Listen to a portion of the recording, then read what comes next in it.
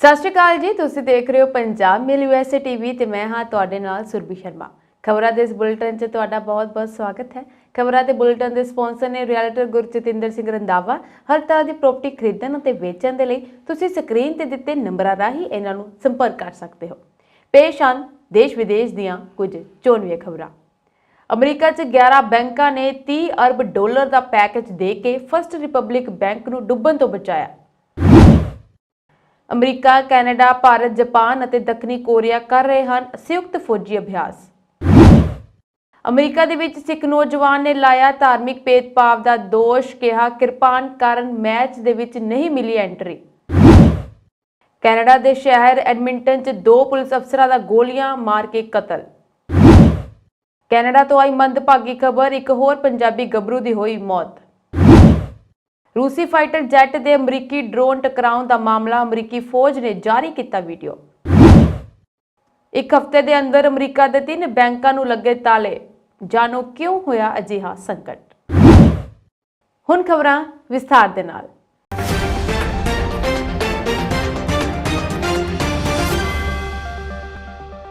America ਦੇ 11 ਸਭ ਤੋਂ ਵੱਡੇ ਬੈਂਕਾਂ ਨੇ ਫਸਟ ਰਿਪਬਲਿਕ ਬੈਂਕ ਲਈ $30 ਅਰਬ ਦੇ ਰਾਹਤ ਪੈਕੇਜ ਦਾ ਐਲਾਨ ਕੀਤਾ ਹੈ। ਇਸ ਕਦਮ ਦਾ ਉਦੇਸ਼ ਬੈਂਕਿੰਗ ਖੇਤਰ ਵਿੱਚ ਚੱਲ ਰਹੇ ਸੰਕਟ ਨੂੰ ਹੋਰ ਡੂੰਘਾ ਹੋਣ ਤੋਂ ਰੋਕਣਾ ਹੈ। ਜੇ ਮਦਦ ਨਾ ਹੁੰਦੀ ਤਾਂ ਫਸਟ ਰਿਪਬਲਿਕ ਬੈਂਕ ਹਫ਼ਤੇ ਤੋਂ ਵੀ ਘੱਟ ਸਮੇਂ ਦੇ ਵਿੱਚ ਫੇਲ ਹੋਣ ਵਾਲਾ ਤੀਜਾ ਬੈਂਕ ਬਣ ਜਾਂਦਾ। ਫਸਟ ਰਿਪਬਲਿਕ ਬੈਂਕ ਵੀ ਉਸੇ ਸੰਕਟ ਦਾ ਸਾਹਮਣਾ ਕਰ ਰਿਹਾ ਹੈ ਜਿਵੇਂ ਕਿ ਸਿਲੀਕਨ ਵੈਲੀ ਬੈਂਕ ਤੇ ਉਸਦੇ ਗ੍ਰਾਹਕ।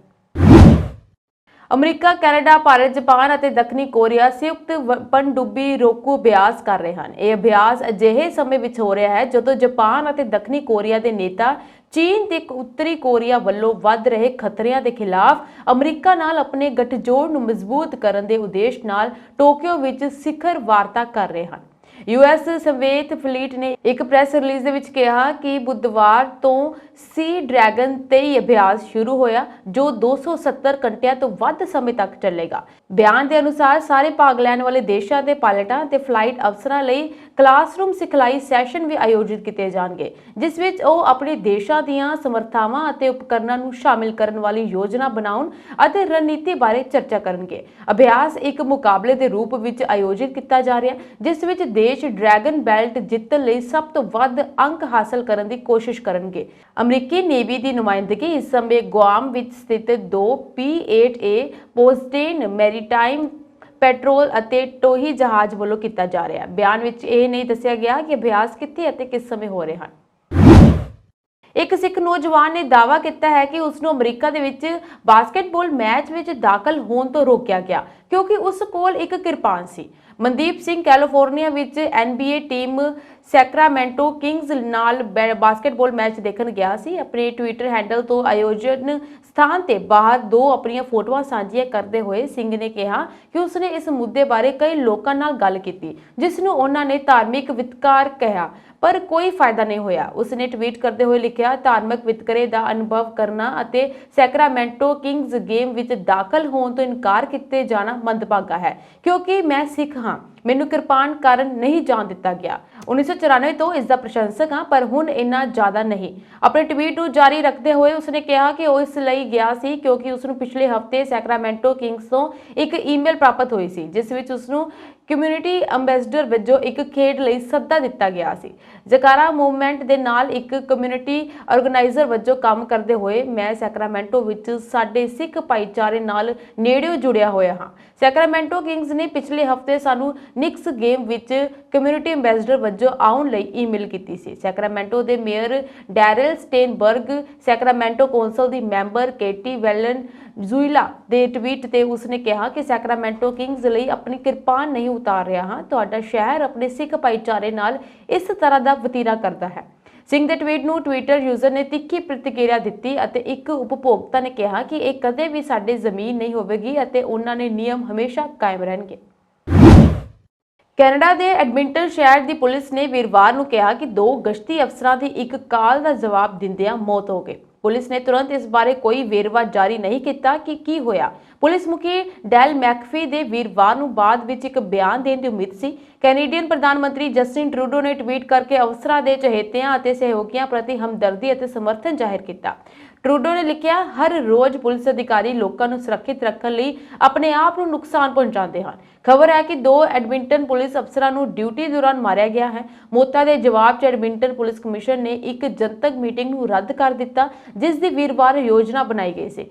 ਕੈਲਗਰੀ, ਵੈਨਕੂਵਰ ਦੀ ਗ੍ਰੇਟਰ ਟੋਰਾਂਟੋ ਏਰੀਆ ਅਤੇ ਹੈਲੀਫੈਕਸ ਵਿੱਚ ਪੁਲਿਸ ਸੇਵਾਵਾਂ ਨੇ ਟਵਿੱਟਰ ਦੇ ਸੋਗ ਪ੍ਰਗਟ ਕੀਤਾ ਹੈ। ਵਿਧਾਨ ਸਭਾ ਹਲਕਾ ਮਹਿਲਾ ਕਲਾਂ ਅਧੀਨ ਪੈਂਦੇ ਪਿੰਡ ਰਾਏਸਰ ਦੇ ਇੱਕ ਮਜ਼ਦੂਰ ਪਰਿਵਾਰ ਨਾਲ ਸੰਬੰਧੀ ਨੌਜਵਾਨ ਗੁਰਪ੍ਰੀਤ ਸਿੰਘ ਉਰਫ ਡਿੰਪਲ ਪੁੱਤਰ ਸਰਬਜੀਤ ਸਿੰਘ ਬ੍ਰੈਂਪਟਨ 'ਚ ਮੌਤ ਹੋ ਜਾਣ ਦਾ ਦੁਖਦਾਈ ਸਮਾਚਾਰ ਪ੍ਰਾਪਤ ਹੋਇਆ ਹੈ। ਮ੍ਰਿਤਕ ਦੇ ਪਿਤਾ ਸਰਬਜੀਤ ਸਿੰਘ ਨੇ ਦੱਸਿਆ ਕਿ ਤਕਰੀਬਨ 3 ਸਾਲ ਪਹਿਲਾਂ ਗੁਰਪ੍ਰੀਤ ਸਿੰਘ ਰੋਜੀ ਰੋਟੀ ਕਮਾਉਣ ਲਈ ਆਪਣੇ 1.5 ਏਕੜ ਜ਼ਮੀਨ ਵੇਚ ਕੇ ਕੈਨੇਡਾ ਵਿਖੇ ਭੇਜਿਆ ਸੀ। ਲੰਘੀ 11 ਮਾਰਚ ਨੂੰ ਅਚਾਨਕ ਬਿਮਾਰ ਹੋਣ ਤੇ ਇੱਕ ਹਸਪਤਾਲ ਦੇ ਵਿੱਚ ਦਾਖਲ ਕਰਵਾਇਆ ਗਿਆ ਸੀ, ਪਰ ਉਸ ਦੇ ਦੋਸਤਾਂ ਨੇ ਉਸ ਦੀ ਮੌਤ ਹੋ ਜਾਣ ਦੀ ਖਬਰ ਫੋਨ ਤੇ ਦਿੱਤੀ। ਉਹਨਾਂ ਨੇ ਦੱਸਿਆ ਕਿ ਉਹਨਾਂ ਦੇ ਘਰ ਦਾ ਗੁਜ਼ਾਰਾ ਗੁਰਪ੍ਰੀਤ ਸਿੰਘ ਦੇ ਸਿਰ ਤੇ ਹੀ ਚੱਲਦਾ ਸੀ। ਉਸ ਦੀ ਮੌਤ ਨਾਲ ਸਾਡੇ ਪਰਿਵਾਰ ਤੇ ਦੁੱਖਾਂ ਦਾ ਪਹਾੜ ਟੁੱਟ ਗਿਆ ਹੈ, ਜਿਸ ਕਰਕੇ ਅਸੀਂ ਉਸ ਦੀ ਮ੍ਰਿਤਕ ਦੇਹ ਵੀ ਭਾਰਤ ਲਿਆਉਣ ਤੋਂ ਅਸਮਰਥ ਹਾਂ। ਉਹਨਾਂ ਨੇ ਕੇਂਦਰ ਤੇ ਪੰਜਾਬ ਸਰਕਾਰ ਤੋਂ ਮੰਗ ਕੀਤੀ ਹੈ ਕਿ ਉਹਨਾਂ ਦੇ ਪੁੱਤਰ ਦੀ ਲਾਸ਼ ਭਾਰਤ ਲਿਆਉਣ 'ਚ ਮਦਦ ਕਰੇ।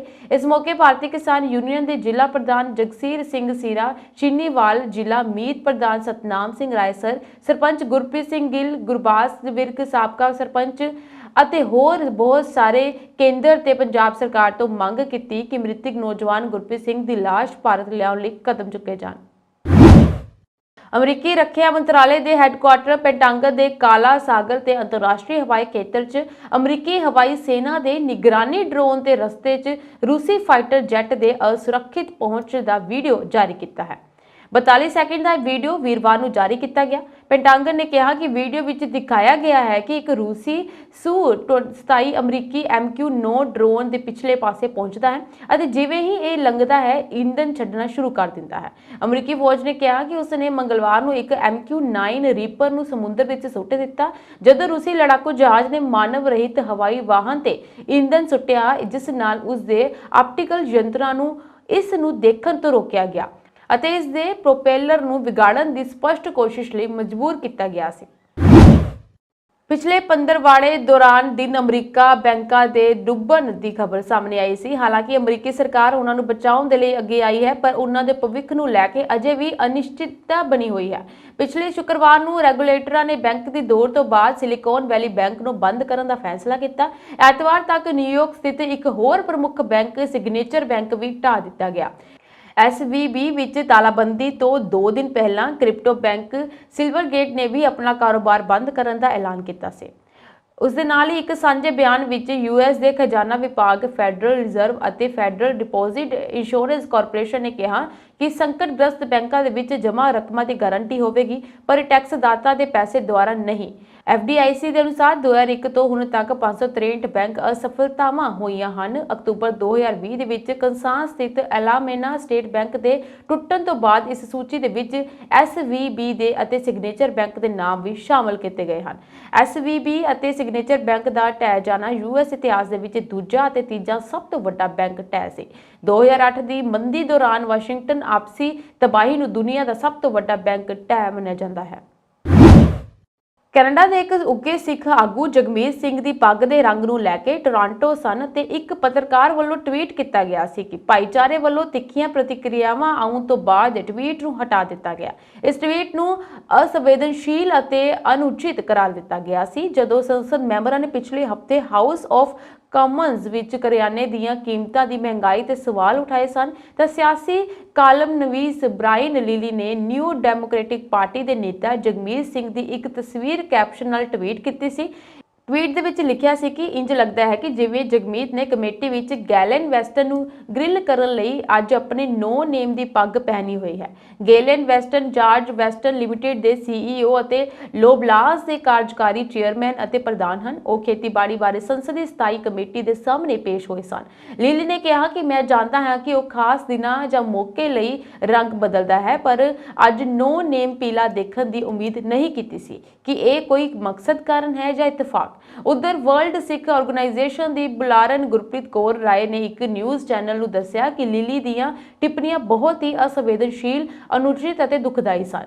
ਉਸਨੇ ਟਵੀਟ ਤੇ ਤੁਰੰਤ ਕਾਰਵਾਈ ਕਰਨ ਅਤੇ ਲਿਲੀ ਤੇ ਟੋਰਾਂਟੋ ਸਨ ਤੋਂ ਜਨਤਕ ਮਾਫੀ ਦੀ ਮੰਗ ਕੀਤੀ। ਨਾਲ ਹੀ ਕਿਹਾ ਕਿ ਮੈਨੂੰ ਲੱਗਦਾ ਹੈ ਕਿ ਕੈਨੇਡੀਅਨ ਭਾਸ਼ਣ ਵਿੱਚ ਇਸ ਤਰ੍ਹਾਂ ਦੀਆਂ ਟਿੱਪਣੀਆਂ ਨੂੰ ਪ੍ਰਸਾਰਿਤ ਕਰਨ ਲਈ ਕੋਈ ਥਾਂ ਨਹੀਂ ਹੈ। प्रधानमंत्री जस्टिन ट्रूडो ने कैनेडा ਦੀਆਂ ਪਿਛਲੀਆਂ 2 ਚੋਣਾਂ ਵਿੱਚ ਚੀਨੀ ਦਖਲਅੰਦਾਜ਼ੀ ਦੇ ਦੋਸ਼ਾਂ ਦੀ ਜਾਂਚ ਲਈ ਬੁੱਧਵਾਰ ਨੂੰ ਸਾਬਕਾ ਗਵਰਨਰ ਜਨਰਲ ਨੂੰ ਵਿਸ਼ੇਸ਼ ਜਾਂਚਕਰਤਾ ਨਿਯੁਕਤ ਕੀਤਾ। ट्रूडो ने बुधवार ਨੂੰ ਐਲਾਨ ਕੀਤਾ ਕਿ ਡੇਵਿਡ ਜੌਨਸਨ ਵਿਸ਼ੇਸ਼ ਜਾਂਚਕਰਤਾ ਦੀ ਭੂਮਿਕਾ ਨਿਭਾਉਣਗੇ। ਜੌਨਸਨ ਇਹ ਫੈਸਲਾ ਕਰਨਗੇ ਕਿ ਇਸ ਮਾਮਲੇ ਦੀ ਜਨਤਕ ਜਾਂਚ ਦੀ ਲੋੜ ਹੈ ਜਾਂ ਨਹੀਂ। ट्रूडो ने कहा कि जॉनसन ਦੀਆਂ ਸਿਫਾਰਸ਼ਾਂ ਦੀ ਪਾਲਣਾ ਕਰਨਗੇ। ਚੀਨ ਨੇ 2021 ਦੀਆਂ ਚੋਣਾਂ ਵਿੱਚ ਟਰੂਡੋ ਦੀ ਲਿਬਰਲ ਪਾਰਟੀ ਨੂੰ ਸੱਤਾ ਵਿੱਚ ਵਾਪਸੀ ਦੇਖਣ ਦੀ ਇੱਛਾ ਜ਼ਾਹਰ ਕੀਤੀ ਸੀ। ਇਸ ਦੇ ਨਾਲ ਹੀ ਉਹਨਾਂ ਨੇ ਕੰਜ਼ਰਵੇਟਿਵ ਪਾਰਟੀ ਨੂੰ ਹਰਾਉਣ ਦਾ ਕੰਮ ਕੀਤਾ। ਕੰਜ਼ਰਵੇਟਿਵ ਪਾਰਟੀ ਬਾਰੇ ਇਹ ਧਾਰਨਾ ਹੈ ਕਿ ਇਹ ਚੀਨ ਦੀ ਦੋਸਤ ਨਹੀਂ ਹੈ। ਇਸ ਤੋਂ ਪਹਿਲਾਂ 2019 ਦੀਆਂ ਚੋਣਾਂ ਵਿੱਚ ਵੀ ਚੀਨ ਦੀ ਦਖਲਅੰਦਾਜ਼ੀ ਦੇ ਦੋਸ਼ ਲੱਗੇ ਸਨ। न्यूजीलैंड सरकार ने सुरक्षा चिंतावां दे विचकार एक अहम कदम चुकिया है। सरकार ने वीडियो शेयरिंग सोशल नेटवर्किंग सेवा टिकटॉक नूं न्यूजीलैंड के संसद मैंबरां दे फोनां ते पाबंदीशुदा कर दिता है।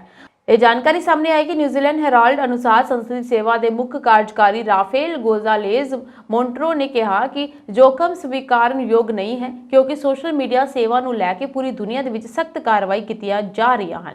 ब्रिटेन वालों सरकारी फोनां ते चीनी मलकीयत वाली वीडियो ऐप ते तुरंत प्रभाव नाल रातों रात पाबंदी लगाउण तो बाद कार्यकारी ने न्यूजीलैंड के संसद मैंबरां नूं इस नवे कदम की जानकारी दी। ऑकलैंड आधारित अखबार के अनुसार एक चीनी सरकार टिकटॉक ते उपभोक्ता डाटा तक पहुंच कर सकती है जो कि बीजिंग स्थित कॉर्पोरेशन बाइटडांस द्वारा नियंत्रित है। इस फैसले की पुष्टि करते हुए कहा कि यह साडे साइबर सुरक्षा माहरां की सलाह ते लिया गया है। मोंटेरो ने कहा कि उन्हां लई प्रबंध किए जा सकते हैं जिन्हां नूं अपने लोकतंत्री फर्ज निभाउण लई ऐप की लोड़ है। हालांकि टिकटॉक नूं अजे भी वैब ब्राउज़र राही एक्सैस किया जा सकता है पर इस नूं उन्हां निजी फोनां तो अनइंस्टॉल किया जाना चाहिए जिन्हां विच पार्लीमेंट एप्लीकेशन भी हैं। उधर व्हाइट हाउस ने वीरवार नूं टिकटॉक ते मीडिया के सवाल का जवाब दिता अते कहा कि ऐप अमरीका की सुरक्षा ते राष्ट्रीय सुरक्षा नूं खतरा पैदा कर सकती है। एक प्रेस कॉन्फ्रेंस के दौरान भी इसकी पाबंदी बारे मीडिया के सवाल के जवाब में व्हाइट हाउस की प्रेस सकत्तर कैरिन जीन पियर ने कहा कि असी चीन द्वारा सॉफ्टवेयर प्लेटफॉर्मां की संभावित वरतों ते चिंता जाहिर करते हैं जो अमरीका ते राष्ट्रीय सुरक्षा नूं खतरे विच पा सकते हैं। राष्ट्रपति चिंतित हैं इसलिए असी कांग्रेस नूं कार्रवाई करने लई कहा है। जर्मनी तो दिल दहला देने वाला एक मामला सामने आया है। इत्थे 2 नाबालग स्कूली विद्यार्थियों ने मिलकर अपनी 12 साल की सहपाठी का बेरहमी के नाल कतल कर दिता। दोवां विद्यार्थियों ने कतल करने का जुर्म कबूल कर लिया है। वो सहपाठी नूं वरगला के जंगल दे विच लै गईयां सन जिथे उन्होंने चाकू नाल वार करके उसका बेरहमी के नाल कतल कर दिता। दरअसल ये पूरी घटना उत्तरी राइन वेस्टफालिया के पश्चिमी सूबे के फ्रूडेनबर्ग शहर की है। उत्थे लुइस नां दी कुड़ी अपने दोस्त नूं मिलण लई गई सी पर वो उत्थे लापता हो गई। जदों लुइस घर नहीं परती तो उसके मापिਆਂ ਨੂੰ चिंता हुई जिस तो बाद उन्होंने इसकी सूचना पुलिस ਨੂੰ दे दी। पुलिस ने मामला दर्ज करके जांच शुरू कर दी। दर्जना पुलिस मुलाजमां ने हैलीकॉप्टर ड्रोन और स्निफर डॉग की मदद नाल पीड़ित के घर के आले दुआले व्यापक तलाशी लई। फिर उन्होंने लुइस की लाश जंगल में मिली। शिकायत के आधार पर पुलिस ने लाश की पछाण की। पुलिस ने दस्सिया कि लुइस नूं बेरहमी के नाल 30 बार चाकू मारिया गया सी जिस कारण उसकी मौके ते ही मौत हो गई। 12 और 13 साल दी 2 कुड़ियां ने 12 साल स्कूली विद्यार्थियों की कतल का इकबाल किया है। उन्होंने दस्सिया कि लुइस शनिवार दोपहर तो लापता सी। फ्लोरियन लोकर ने दस्सिया कि 2 जमातियां उसनूं जंगल दे विच लै गईयां सन जिथे उन्होंने बेरहमी दे नाल उसका कतल कर दिता। उन्होंने दस्सिया कि दोवें कुड़ियां ने मामले संबंधी बयान दिते अते आखिरकार जुर्म कबूल किया। इस दे नाल ही उन्होंने यह भी दस्सिया कि वह पहलां तो ही एक दूजे तो जानू सन। कतल के मुखी फ्लोरियन लाकर ने दोवां दोषियों की उम्र के कारण घटना बारे होर वेरवे देने तो इनकार कर दिता। उसने कहा कि दोवें दोषी विद्यार्थियां जर्मनी विच अपराधिक तौर पर जिम्मेवार होने लई बहुत छोटियां हैं जिथे अपराधिक जिम्मेवारी की उम्र 14 साल तो शुरू होती है। हालांकि पुलिस ने अजे तक हमले विच वरतिया चाकू बरामद नहीं किया है। संयुक्त राष्ट्र परमाणु निगरानी संस्था ने कहा कि जंग प्रभावित लीबिया के विच एक स्थान ते स्टोर किए गए कुदरती यूरेनियम तो 2.5 टन यूरेनियम गायब पाया गया है। एक बयान दे विच वियना स्थित अंतरराष्ट्रीय परमाणु ऊर्जा एजेंसी ने कहा कि इसके director general Rafael Mariano Grossi ने बुधवार ਨੂੰ लापता यूरेनियम बारे मैंबर देशां ਨੂੰ सूचित कर दिता। कुदरती यूरेनियम की वरतों ऊर्जा पैदा करन ਜਾਂ हथियार बनाउण दे लई तुरंत नहीं की जा सकती, इसलिए यूरेनियम ਨੂੰ संशोधन प्रक्रिया चों लंघना पैंदा है। ਮਾਹਰਾਂ ਅਨੁਸਾਰ ਜੇਕਰ ਤਕਨੀਕੀ ਸਾਧਨ ਉਪਲਬਧ ਹੋਣ ਤਾਂ 1 ਟਨ ਕੁਦਰਤੀ ਯੂਰੇਨੀਅਮ ਨੂੰ 5.6 ਕਿਲੋਗ੍ਰਾਮ ਤੱਕ ਸ਼ੁੱਧ ਕੀਤਾ ਜਾ ਸਕਦਾ ਹੈ ਅਤੇ ਹਥਿਆਰ ਬਣਾਉਣ ਲਈ ਵਰਤਿਆ ਵੀ ਜਾ ਸਕਦਾ ਹੈ। ਇਸ ਦੇ ਮੱਦੇਨਜ਼ਰ ਲੁਪਤ ਧਾਤ ਦੀ ਮਹੱਤਤਾ ਵੱਧ ਜਾਂਦੀ ਹੈ। IAE ਦੇ ਬਿਆਨ ਵਿੱਚ ਇਸ ਸੰਬੰਧੀ ਕੋਈ ਖਾਸ ਜਾਣਕਾਰੀ ਨਹੀਂ ਦਿੱਤੀ ਗਈ। IAE ਨੇ ਕਿਹਾ ਕਿ ਉਸਨੇ ਇੰਸਪੈਕਟਰਾਂ ਨੂੰ ਮੰਗਲਵਾਰ ਨੂੰ ਇਸ ਬਾਰੇ ਜਾਣਕਾਰੀ ਮਿਲੀ। ਇੰਸਪੈਕਟਰਾਂ ਨੂੰ ਪਤਾ ਲੱਗਾ ਕਿ 10 ਅਜਿਹੇ ਡਰਮ ਗਾਇਬ ਸਨ ਜਿਨ੍ਹਾਂ ਦੇ ਵਿੱਚ 2.5 ਟਨ ਕੁਦਰਤੀ ਯੂਰੇਨੀਅਮ ਰੱਖਿਆ ਗਿਆ ਸੀ। ਇੰਗਲੈਂਡ ਦੇ ਵਿੱਚ 53 ਸਾਲਾ ਮਹਿਲਾ ਨੂੰ ਧੋਖਾਧੜੀ ਸਣੇ 26 ਮਾਮਲਿਆਂ ਦੇ ਵਿੱਚ ਦੋਸ਼ੀ ਪਾਇਆ ਗਿਆ। इस महिला ਨੂੰ ठगी मारन ਲਈ ਕਿਸੇ ਸਾਥੀ ਦੀ ਵੀ ਲੋੜ ਨਹੀਂ ਸੀ। ਇਸ ਔਰਤ ਨੇ ਇਕੱਲੀ ਨੇ ਦੁਕਾਨਾਂ ਤੋਂ ਕਰੀਬ 1 ਕਰੋੜ ਦਾ ਰਾਸ਼ਨ ਚੋਰੀ ਕੀਤਾ। ਅਜਿਹਾ ਕਰਨ ਵਿੱਚ ਉਸ ਨੂੰ 4 ਸਾਲ ਲੱਗ ਗਏ। ਇਨ੍ਹਾਂ 4 ਸਾਲਾਂ ਦੇ ਵਿੱਚ ਉਸਨੇ ਕਰੀਬ 1000 ਵਾਰ ਦੁਕਾਨਦਾਰਾਂ ਨੂੰ ਮੂਰਖ ਬਣਾ ਕੇ ਪੈਸੇ ਕਮਾਏ ਹਨ। ਸਭ ਤੋਂ ਹੈਰਾਨੀ ਦੀ ਗੱਲ ਇਹ ਹੈ ਕਿ ਇੰਨੇ ਸਾਲਾਂ ਤੱਕ ਕੋਈ ਵੀ ਦੁਕਾਨਦਾਰ ਉਸ ਨੂੰ ਫੜ ਨਹੀਂ ਸਕਿਆ। ਮਹਿਲਾ ਦਾ ਨਾਮ ਨਰਿੰਦਰ ਕੌਰ ਹੈ ਤੇ ਨਰਿੰਦਰ ਦੇ ਕੇਸ ਦੀ ਸੁਣਵਾਈ ਅਦਾਲਤ ਵਿੱਚ ਚੱਲ ਰਹੀ ਹੈ। ਇਸ ਪੇਸ਼ੇਵਰ ਸ਼ਾਪਲਿਫਟਿੰਗ ਨੇ ਦੁਕਾਨਾਂ ਤੋਂ ਚੋਰੀ ਕਰਨ ਨੂੰ अपना पूरा करियर बना लिया। उसका चोरी करने का अंदाज भी बहुत अनोखा सी। वो ना तो समान चोरी करके बाहर आउंदी सी अते ना ही किसी तरह की जबरदस्ती करती सी। नरेंद्र खाली हाथ ही दुकान दे विच वड़दी सी। इस तो बाद शेल्फ ते रखे समान नूं चुक के दुकानदार तो पैसे रिफंड करन दी मांग करदी सी। 53 साल नरेंद्र नूं नीना टियरा दे नाम नाल भी जानिया जांदा। उसने यूके दीयां कई दुकानां तो 4 सालां विच करीब 1 करोड़ रुपए दा रिफंड लिया। हुण नरेंद्र जेल दे विच है। अदालत विच नरेंद्र खिलाफ केस लड़ रहे सीनियर क्राउन प्रोसिक्यूटर जियोनी अलेसैंड्रो ने दस्सिया कि नरेंद्र ने चोरी नूं अपना करियर बना लिया सी। उसने लगातार 4 साल इस विचार नाल 1 करोड़ रुपए का समान चोरी किया ते इस दा रिफंड हासिल किया। शुरू विच छोटियां वस्तुआं दा रिफंड लैके जदों उसका भरोसा वध गया तां उसने वड्डे अते महंगे उत्पाद चुकने शुरू कर दिते। नरेंद्र ने अपना नाम बदल लिया सी। इस दे नाल ही उसने कई नवे बैंक खाते खोले अते कई क्रेडिट कार्ड भी जारी किए। उसनूं अदालत ने 10 मार्च ਨੂੰ ਅਪਰਾਧੀ ਐਲਾਨ ਦਿੱਤਾ ਸੀ। ਹੁਣ ਉਹ ਜੇਲ੍ਹ ਦੇ ਵਿੱਚ ਹੈ ਅਤੇ ਆਪਣੀ ਸਜ਼ਾ ਦੀ ਉਡੀਕ ਕਰ ਰਹੀ ਹੈ। ਸਭ ਤੋਂ ਬਾਅਦ ਉਸਨੇ ਜੁੱਤੀਆਂ ਦੀ ਦੁਕਾਨ ਤੋਂ ਚੋਰੀ ਕੀਤੀ। ਉਹ ਸਸਤੇ ਜੁੱਤੇ ਖਰੀਦਦੀ ਸੀ ਅਤੇ ਇਸ ਤੋਂ ਬਾਅਦ ਉਹ ਮਹਿੰਗੇ ਜੁੱਤੇ ਚੁੱਕ ਕੇ ਉਹਨਾਂ ਦਾ ਰਿਫੰਡ ਲੈ ਲੈਂਦੀ ਸੀ। ਉਸਨੇ ਦੁਕਾਨਾਂ 'ਚ ਅਜਿਹਾ ਕੀਤਾ ਅਤੇ 4 ਸਾਲਾਂ 'ਚ 1 ਕਰੋੜ ਦੀ ਠੱਗੀ ਮਾਰੀ। ਪੁਲਿਸ ਨੂੰ ਉਸਦੇ ਘਰੋਂ ਕਾਫੀ ਨਕਦੀ ਅਤੇ ਨਾਲ ਦੀ ਨਾਲ ਕੁਝ ਚੋਰੀ ਦਾ ਸਮਾਨ ਵੀ ਮਿਲਿਆ। ਪੁਲਿਸ ਨੇ ਉਹਨਾਂ ਨੂੰ ਸਬੂਤ ਵਜੋਂ ਅਦਾਲਤ ਦੇ ਵਿੱਚ ਪੇਸ਼ ਕੀਤਾ। म्यांमार के यांगोन विच भारतीय दूतकार अनुसार 8 भारतीय नागरिकां जो कि म्यांमार विच अंतरराष्ट्रीय अपराध सिंडिकेट वालों जाली नौकरी की पेशकश का शिकार हुए सन नूं वीरवार नूं वापस भेज दिता गया। म्यांमार विच भारत के दूतकार ने ट्वीट किया, इंडियन डिप्लोमेसी ने अज म्यांमार विच अंतरराष्ट्रीय अपराध सिंडिकेट की नौकरी की पेशकश का शिकार हुए 8 भारतीय नागरिकां नूं वापस भेजिया। वो यांगून तो कोलकाता लिए रवाना हुए जिथों वो भारत विच अपने जद्दी स्थानां ते जाणगे। यांगून विच भारत के दूतकार ने म्यांमार के अधिकारियों ते होर संपर्कां द्वारा प्रदान की सहायता की शलाघा की। हुण तक लगभग 315 भारतीय नागरिकां नूं म्यांमार तो बचाया गया है जो अंतरराष्ट्रीय अपराध सिंडिकेट द्वारा नौकरी की पेशकश का शिकार हुए सन। बाकी रहंदे भारतीय नागरिकां की रिहाई लई यतन जारी हैं। असीं अंतरराष्ट्रीय अपराध सिंडिकेट वालों नौकरी की पेशकश का शिकार होने के विरुद्ध सलाहां नूं दोहराउंदे हां। सिर्फ 2 करोड़ की आबादी वाले गरीब अफ्रीकी देश मलावी नूं मौसम की मार चलनी पई है। हाल दे विच आए चक्रवात फ्रेडी ने इस भूमिगत देश दे विच तबाही मचाई है। हुण तक 326 लोगों की मौत हो चुकी है और समय के नाल मरण वालों की गिनती वधदी जा रही है। इन्हीं दिनी मलावी के हालात इन्ने खराब हो गए हैं कि तूफान प्रभावित इलाकों के लोगों नूं अपनियां रोजाना दीयां जरूरतां लई भी संघर्ष करना पै रहा है। मींह अते हड़ां कारण कई सड़कां जमीन विच धस गईयां हन अते सड़क की ਥਾਂ ਤੇ ਵੱਡੇ ਵੱਡੇ ਟੋਏ ਪੈ ਗਏ ਹਨ। ਮਲਾਵੀ ਵਿੱਚ ਪਹਾੜਾਂ ਦੇ ਪਏ ਮੀਂਹ ਨੇ ਆਪਣੇ ਚਿੱਕੜ ਅਤੇ ਚਿੱਕੜ ਲਿਆਇਆ ਸੀ। ਇਹ ਚਿੱਕੜ ਲੋਕਾਂ ਦੇ ਘਰਾਂ ਵਿੱਚ ਵੜ ਗਿਆ। ਹਾਲਾਤ ਬਹੁਤ ਖਰਾਬ ਹੋ ਗਏ ਹਨ। ਰਾਹਤ ਅਤੇ ਬਚਾਅ ਕਾਰਜ ਚਲਾ ਕੇ ਹੜ੍ਹ ਪ੍ਰਭਾਵਿਤ ਇਲਾਕਿਆਂ ਤੇ ਲੋਕਾਂ ਨੂੰ ਕੱਢਣ ਦਾ ਕੰਮ ਵੀ ਕੀਤਾ ਜਾ ਰਿਹਾ ਹੈ। ਤੂਫਾਨ ਦਾ ਸਭ ਤੋਂ ਵੱਧ ਪ੍ਰਭਾਵ ਬਲਾਂਟਾਇਰ ਸ਼ਹਿਰ ਦੇ ਆਸ-ਪਾਸ ਦੇਖਿਆ ਗਿਆ ਹੈ। ਵਿਸ਼ਵ ਮੌਸਮ ਵਿਗਿਆਨ ਸੰਗਠਨ ਦੇ ਅਨੁਸਾਰ ਫਰੇਡੀ ਦੱਖਣੀ ਗੋਲਿਸਫਾਇਰ ਨਾਲ ਟਕਰਾਉਣ ਨਾਲ ਹੁਣ ਤੱਕ ਦਾ ਸਭ ਤੋਂ ਸ਼ਕਤੀਸ਼ਾਲੀ ਤੂਫਾਨ ਹੋ ਸਕਦਾ ਹੈ। ਇਹ ਸਭ ਤੋਂ ਲੰਬੇ ਸਮੇਂ ਤੱਕ ਚੱਲਣ ਵਾਲਾ ਗਰਮ ਖੰਡੀ ਚੱਕਰਵਾਤ ਵੀ ਮੰਨਿਆ ਜਾਂਦਾ ਹੈ। ਇਸ ਭਿਆਨਕ ਤੂਫਾਨ ਨੇ ਮੱਧ ਮੋਜ਼ਾਂਬੀਕ ਨੂੰ ਤਬਾਹ ਕਰ ਦਿੱਤਾ। ਤੂਫਾਨ ਦਾ ਰੂਪ ਇੰਨਾ ਭਿਆਨਕ ਸੀ ਕਿ ਇਮਾਰਤਾਂ ਦੀਆਂ ਛੱਤਾਂ ਵੀ ਉੱਡ ਗਈਆਂ ਤੇ ਜ਼ਮੀਨ ਖਿਸਕਣ ਕਾਰਨ ਮਲਾਵੀ ਵਾਲੇ ਪਾਸੇ ਕਵਿਲੀਅਮ ਬੰਦਰਗਾਹ ਦੇ ਆਲੇ ਦੁਆਲੇ ਹੜ੍ਹ ਆ ਗਏ। ਤੁਹਾਨੂੰ ਦੱਸ ਦਈਏ ਕਿ ਮਲਾਵੀ ਆਪਣੇ ਇਤਿਹਾਸ ਦੇ ਸਭ ਤੋਂ ਘਾਤਕ ਹੇਜ਼ੇ ਦੇ ਪ੍ਰਕੋਪ ਦਾ ਸਾਹਮਣਾ ਕਰ ਰਿਹਾ ਹੈ। ਸੰਯੁਕਤ ਰਾਸ਼ਟਰ ਦੀਆਂ ਏਜੰਸੀਆਂ ਨੇ ਚੇਤਾਵਨੀ ਦਿੱਤੀ ਹੈ ਕਿ ਫਰੇਡੀ ਕਾਰਨ ਭਾਰੀ ਮੀਂਹ ਕਾਰਨ ਸਥਿਤੀ ਹੋਰ ਵਿਗੜ ਸਕਦੀ ਹੈ। ਪਾਕਿਸਤਾਨ ਸਰਕਾਰ ਨੇ ਪੈਟਰੋਲ ਦੀ ਕੀਮਤ ਵਧਾ ਕੇ 275 ਰੁਪਏ ਕਰ ਦਿੱਤੀ ਹੈ। ਇੱਕ ਰਿਪੋਰਟ ਦੇ ਅਨੁਸਾਰ ਰਮਜ਼ਾਨ ਦੇ ਕੁਝ ਦਿਨਾਂ ਪਹਿਲਾਂ ਇਹ ਕੀਤਾ ਗਿਆ। ਇਹ ਵਾਧਾ ਮਹਿੰਗਾਈ ਦੀ ਮਾਰ ਚੱਲ ਰਹੇ ਲੋਕਾਂ ਤੇ ਹੋਰ ਬੋਝ ਵਧਾਏਗਾ। ਵੀਰਵਾਰ 12 ਵਜੇ ਰਾਤ ਤੋਂ ਲਾਗੂ ਹੋਣ ਜਾ ਰਹੀਆਂ ਕੀਮਤਾਂ 31 ਮਾਰਚ ਤੱਕ ਜਾਰੀ ਰਹਿਣਗੀਆਂ। ਵਿੱਤ ਵਿਭਾਗ ਨੇ ਆਪਣੇ ਬੁਲੇਟਿਨ ਵਿੱਚ ਡਾਲਰ ਦੇ ਮੁਕਾਬਲੇ ਪਾਕਿਸਤਾਨੀ ਰੁਪਏ ਵਿੱਚ ਗਿਰਾਵਟ ਅਤੇ ਪਲੇਟਸ ਸਿੰਗਾਪੁਰ ਵੱਲੋਂ ਕੀਤੇ ਗਏ ਮੂਲ ਵਾਧੇ ਨੂੰ ਪੈਟਰੋਲ ਦੀ ਕੀਮਤ ਵਧਣ ਲਈ ਜ਼ਿੰਮੇਵਾਰ ਠਹਿਰਾਇਆ ਹੈ। ਪਲੇਟਸ ਸਿੰਗਾਪੁਰ ਦੱਖਣੀ ਪੂਰਬੀ ਏਸ਼ੀਆ ਵਿੱਚ ਕਈ ਰਿਫਾਈਨਡ ਉਤਪਾਦਾਂ ਲਈ ਮੂਲ ਨਿਰਧਾਰਨ ਦਾ ਆਧਾਰ ਹੈ। ਨੋਟੀਫਿਕੇਸ਼ਨ ਵਿੱਚ ਕਿਹਾ ਗਿਆ ਕਿ ਪੈਟਰੋਲ ਦੀ ਕੀਮਤ ਵਿੱਚ 5 ਰੁਪਏ ਦੀ ਪ੍ਰਤੀ ਲੀਟਰ ਅਤੇ ਹਾਈ ਸਪੀਡ ਡੀਜ਼ਲ ਦੀ ਕੀਮਤ ਜਿਹੜੀ ਹੈ 13 ਰੁਪਏ ਪ੍ਰਤੀ ਲੀਟਰ ਦਾ ਵਾਧਾ ਕੀਤਾ ਗਿਆ।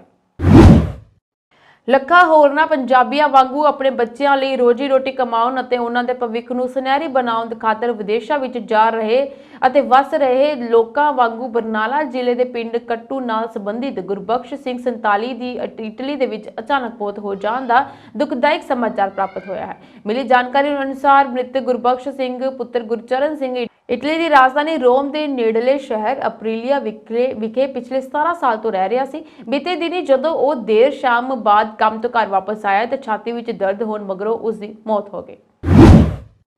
ਭਗਤ ਸਿੰਘ ਮੈਮੋਰੀਅਲ ਫਾਊਂਡੇਸ਼ਨ ਪਾਕਿਸਤਾਨ ਦੇ ਚੇਅਰਮੈਨ ਇਮਤਿਆਜ਼ ਰਸ਼ੀਦ ਕੁਰੈਸ਼ੀ ਨੇ ਕਿਹਾ ਕਿ ਉਹਨਾਂ ਨੂੰ 23 ਮਾਰਚ 2023 ਨੂੰ ਭਗਤ ਸਿੰਘ ਰਾਜਗੁਰੂ ਅਤੇ ਸੁਖਦੇਵ ਦਾ ਸ਼ਹੀਦੀ ਦਿਹਾੜਾ ਹਰ ਸਾਲ ਦੀ ਤਰ੍ਹਾਂ ਲਾਹੌਰ ਪਾਕਿਸਤਾਨ ਵਿਖੇ ਮਨਾਉਣ ਤੋਂ ਰੋਕਦੇ ਹੋਏ ਪਾਕ ਵਿਚਲੇ ਅੱਤਵਾਦੀ ਸੰਗਠਨ ਨੇ ਸਮਾਗਮ ਨੂੰ ਉਡਾਉਣ ਦੀ ਧਮਕੀ ਦਿੱਤੀ ਹੈ।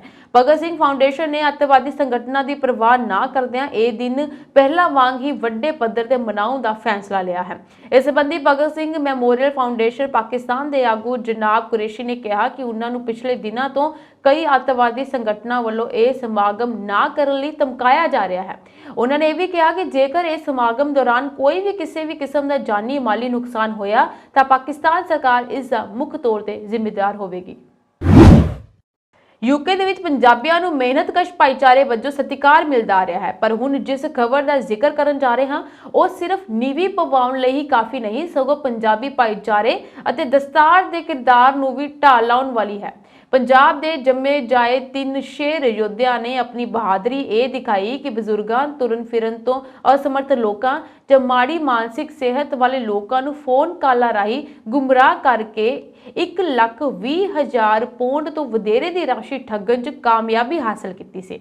ਪਰ ਹਰਾਮ ਦੀ ਕਮਾਈ ਦਾ ਧੰਦਾ ਜ਼ਿਆਦਾ ਦੇਰ ਨਾ ਚੱਲਿਆ ਅਤੇ ਜਾਸੂਸਾਂ ਨੇ ਮਹਿਕਦੀਪ ਸਿੰਘ ਥਿੰਦ, ਅਮਨਦੀਪ ਸਿੰਘ ਸੋਖਲ ਅਤੇ ਕੁਲਵਿੰਦਰ ਸਿੰਘ ਦੀ ਪੈੜ ਨੱਪਣੀ ਸ਼ੁਰੂ ਕਰ ਲਈ। ਜਾਸੂਸਾਂ ਨੇ ਸਤੰਬਰ 2020 ਦੇ ਵਿੱਚ ਖੋਜ ਕੀਤੀ ਕਿ ਪੂਰੇ ਉੱਤਰ ਪੂਰਬੀ ਅਤੇ ਪੱਛਮੀ ਯੋਰਕਸ਼ਾਇਰ ਵਿੱਚ ਬਜ਼ੁਰਗ ਤੇ ਕਮਜ਼ੋਰ ਪੀੜਤਾਂ ਨੂੰ ਇਨ੍ਹਾਂ ਪੰਜਾਬੀਆਂ ਦੁਆਰਾ ਨਿਸ਼ਾਨਾ ਬਣਾਇਆ ਗਿਆ ਸੀ ਜੋ ਕੋਰੀਅਰ ਧੋਖਾਧੜੀ ਨੂੰ ਅੰਜਾਮ ਦੇ ਰਹੇ ਸਨ। ਇਸ ਕਪਲੇ ਵਿੱਚ ਉਕਤ ਦੋਸ਼ੀ ਆਪਣੇ ਆਪ ਨੂੰ ਪੁਲਿਸ ਅਫਸਰਾਂ, ਬੈਂਕ ਸਟਾਫ ਅਤੇ ਅਥਾਰਟੀ ਦੇ ਹੋਰ ਮੁਲਾਜ਼ਮਾਂ ਵਜੋਂ ਪੇਸ਼ ਕਰਦੇ ਸਨ।